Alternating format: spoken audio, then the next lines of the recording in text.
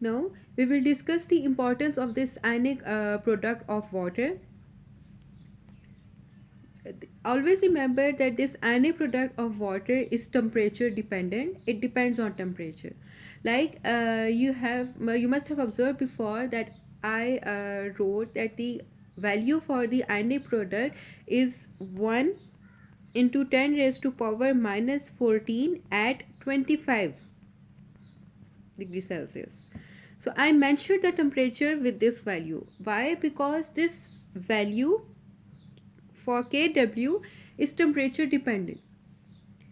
We know that when two water molecules collide, then it results in the formation of hydronium ion and the hydroxide ion. So we read before that there should be an energetic collision between these two water molecules in order to form positive and negatively charged species.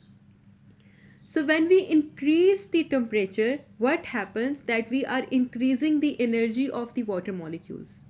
Now since we are increasing the energy of the water molecules, the number of energetic collisions will also increase. So if the number of energetic collision will increase, then the concentration of the hydronium and the hydroxide ion in the solution will also increase. So this means that this value for the ionic product of the water will also increase. So therefore it is said that the ionic product for water is temperature dependent. So always remember that this ionic product of water at a constant temperature will always remain constant. If in a solution the concentration of the hydrogen ion decreases, then in order to maintain the constant value of the ionic product of water, the concentration of hydroxide ion in that solution will decrease.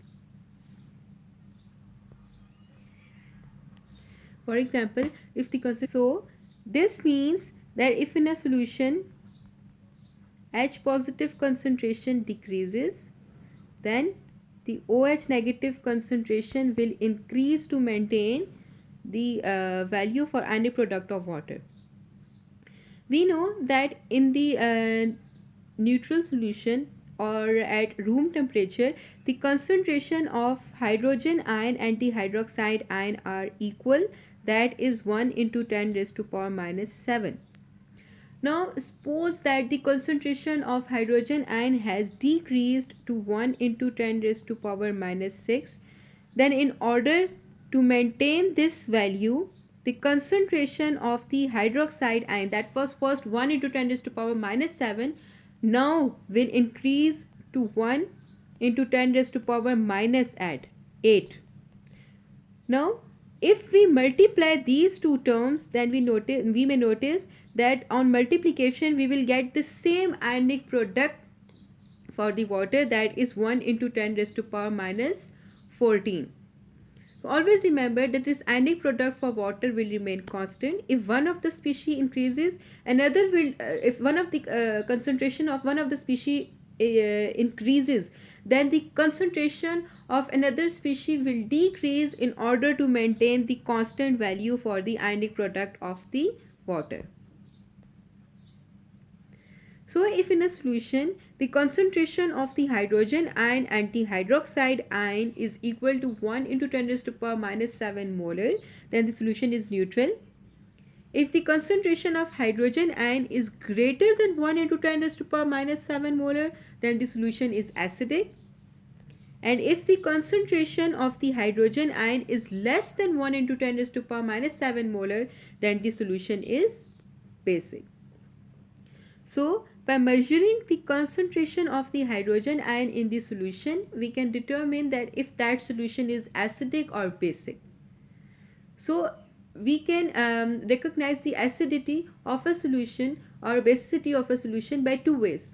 First, by measuring the concentration of the hydrogen ion in the solution, or by directly measuring the pH of that solution.